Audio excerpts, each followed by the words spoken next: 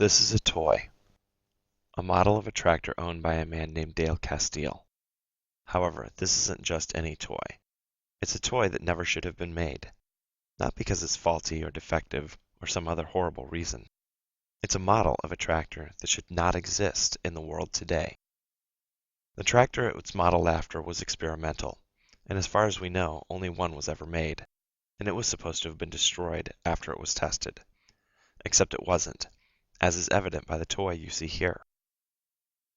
This toy tractor and the original it was modeled after are an important part of the history of Minneapolis Moline. But more than that, it is an important part of the history of the Laleman family of Illinois. This man is Jeff Laleman. Jeff has spent countless hours uncovering this forgotten story of the Minneapolis Moline experimentals and how his family was involved. That story, which stretches out over the past 100 years, starts where so many of these American stories begin, at Ellis Island. In the early 1900s, a drastic change was starting to take place in the United States. Immigrants from all over Europe were coming to America seeking a better life. One of those immigrants was Camille Laleman. A short, fiery man from Zaar in Belgium, Camille did what many immigrants of the time did.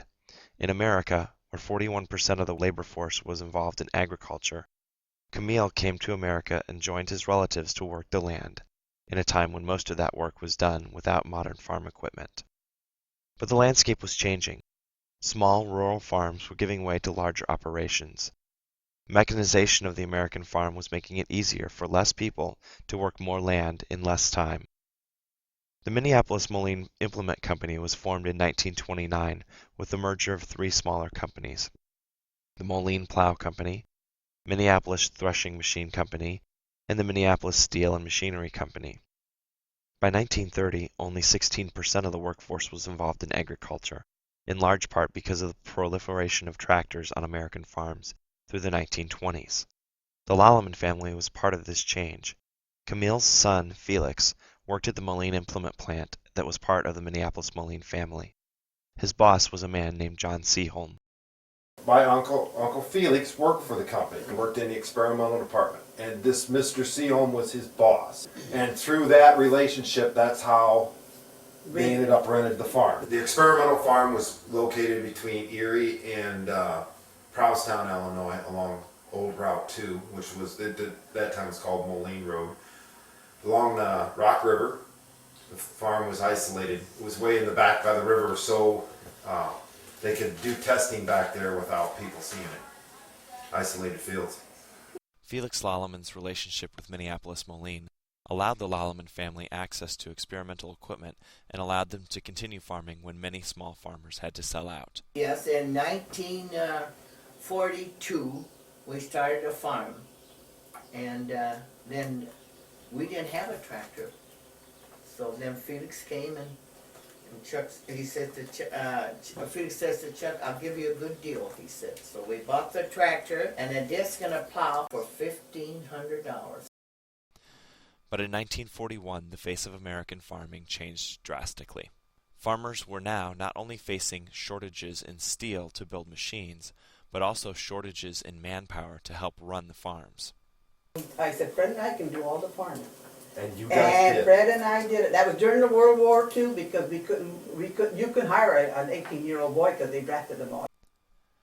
After the war broke out, farmers were tasked with feeding the troops and producing enough food to keep people fighting the war on the home front. In 1943, Minneapolis Moline held a war conference at their Hopkins, Minnesota plant, as well as on the Seaholm farm in Illinois.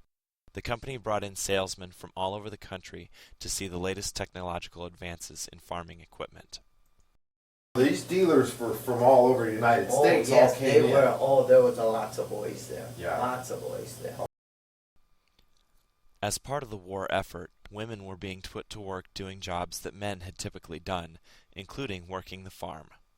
They wanted to have a woman operating these tractors in 1943 when this was taking place, and they showed Ann driving the tractor like the pictures show, and operating it. And I think they were trying to show that women could operate, you know, these machines and stuff and tractors, and that the technology had evolved, that it didn't take a lot of strong farmers to operate the equipment. Yeah, They were easy to run, these tractors, They were at easy that to time. I rather operate. drive them in them days than the ones today, because I don't know how to drive the ones today. We got all the finale in there. I don't know how I wouldn't know how to start it.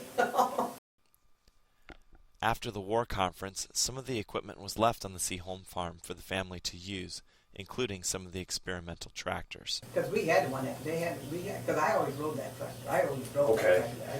The relationship between the Laleman family and Minneapolis Moline was solid, and the next generation of Laleman farmers purchased Minneapolis Moline tractors as well. Mom's dad, they had a John Deere, and I said, why don't you buy a Minneapolis tractor?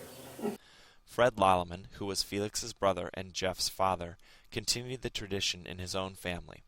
Fred's children, including Jeff, still talk about the Minneapolis Moline tractors they used as children growing up on their father's farm. The 445 was always on the grinder, wasn't it? The in 445 that was was the a one that new Dad one. bought that was about the same time Marcia was born. The 445 was Looks like the the fastest eyeballs. tractor that we had. Road gear was the fastest. It could outsmoke that M any day of the week. If I remember right, the 445 was that it was on a test or something.